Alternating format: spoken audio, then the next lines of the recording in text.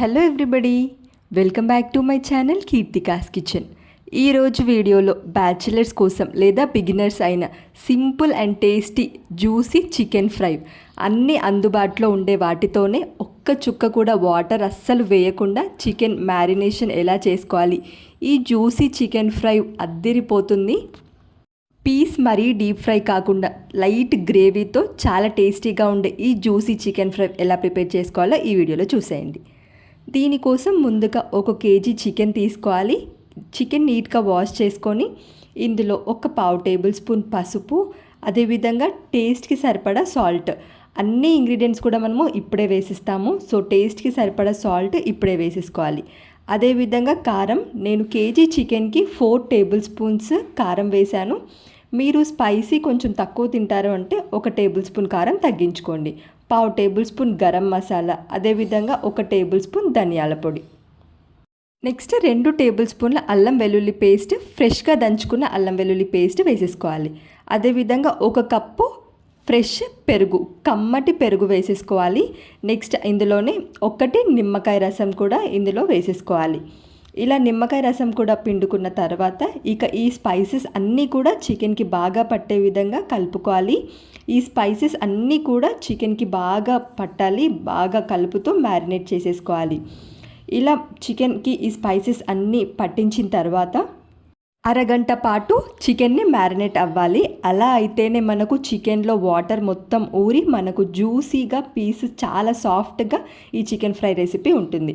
So అరగంట పాటు చికెన్ని పక్కన పెట్టేసి మ్యారినేట్ అవ్వాలి.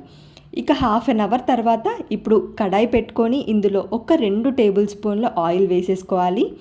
ఆయిల్ వేసుకున్న తర్వాత నేను అరగంట ముందు నానబెట్టిన చికెన్ని చూపిస్తున్నాను చూడండి. ఇందులో వాటర్ కూడా ఎలా ఊరిందో, ఇలా అరగంట ముందు నానబెట్టడం వల్ల చికెన్లో వాటర్ మొత్తం ఇలా ఊరుతుంది, మనకు పీస్ కూడా చాలా సాఫ్ట్గా కుక్ అవుతుంది. ఇలా మ్యారినేట్ చేసుకున్న ఈ చికెన్ని మనము ఆయిల్లో వేసేసుకోవాలి. ఇక ఆయిల్లో వేసేసిన తర్వాత ఒకసారి బాగా మిక్స్ చేసుకోవాలి. ఇప్పుడు ఈ చికెన్ని 2 నిమిషాల పాటు ఫ్రై చేసేసుకొని ఇక నెక్స్ట్ మూత పెట్టేసి మీడియం ఫ్లేమ్లో ఉడికించుకోవాలి. మీడియం ఫ్లేమ్లో పెట్టుకొని ఉడికించుకునే ఈ చికెన్ మధ్య మధ్యలో మూత తీస్తూ కలుపుకోవాలి. చూడండి చికెన్లో వాటర్ ఊరి మనకి ఇక్కడ గ్రేవీ మొత్తం పైకి వస్తుంది కదా. ఈ స్టేజ్లో మధ్య మధ్యలో కలుపుతూ ఉడికించుకోవాలి చికెన్. ఈ ప్రాసెస్ మొత్తం కూడా మీడియం ఫ్లేమ్లో పెట్టుకొని చేసుకోవాలి. అలా అయితేనే పీస్కి ఈ స్పైసెస్ మొత్తం కూడా లోపల వరకు అబ్జర్వ్ అయ్యి పీస్ కూడా చాలా టేస్టీగా ఉంటుంది.